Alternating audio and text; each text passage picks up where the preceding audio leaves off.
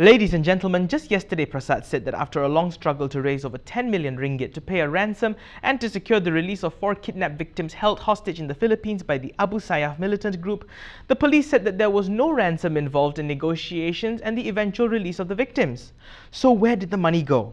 According to the families of the 4 hostages, they passed 12 metal boxes containing 1 million ringgit each in cash to 2 special branch police officers at the Hong Leong Bank branch in Sandakan, and that was the last they saw it. Deputy Inspector General of Police Nur Rashid Ibrahim said that he is also unaware of any ransom paid to secure the release of the hostages. Before I move on, ladies and gentlemen, trigger warning.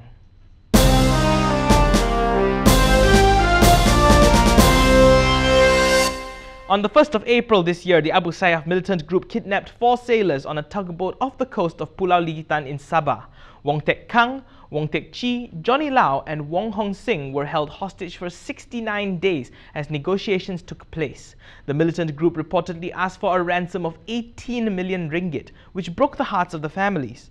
Despite the ongoing scandals we always talk about on the fact sheet, to the usual people like you and I, 1 million ringgit is a lot of money, let alone 18 million. In a desperate effort to get their loved ones back, the families appealed to the politicians and the public alike.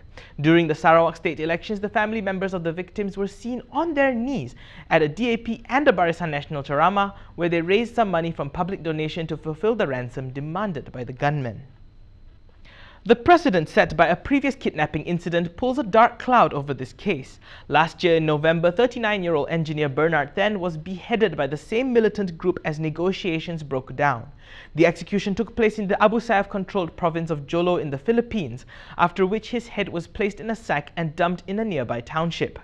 Bernard was kidnapped along with another hostage, restaurant manager Tien Nic Fun, in the May of 2015. Tien was released just days before Bernard's beheading. The victims of the recent April kidnappings described Jolo as the Abu Sayyaf hellhole, comparing it to waiting on death row. All of them were forced to swallow that they would never see their families again, believing that it is not a question of whether they would be killed, but rather when they would be killed.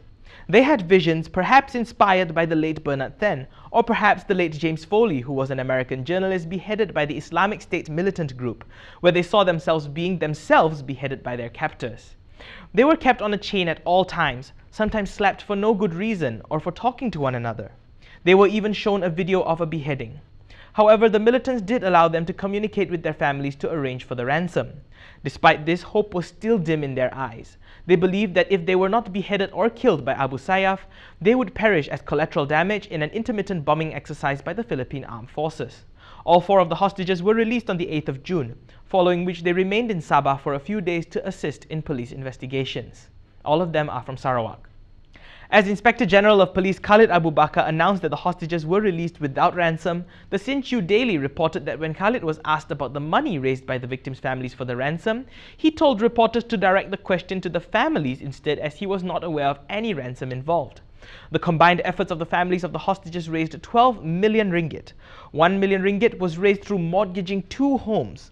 2 million was donated by the shipping company the hostages work for, and the remaining 9 million ringgit came from donations across 5 countries, including Malaysia, China, Papua New Guinea, Taiwan, and the Solomon Islands.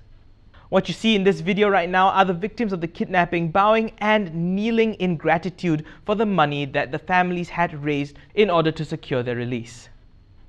Less than 24 hours after the question of where the money went came up, Deputy Prime Minister Ahmad Zahid Hamidi announced that the 12 million ringgit raised has been donated to an Islamic body in the Philippines and not used as a ransom to secure the Sarawakian hostages' release.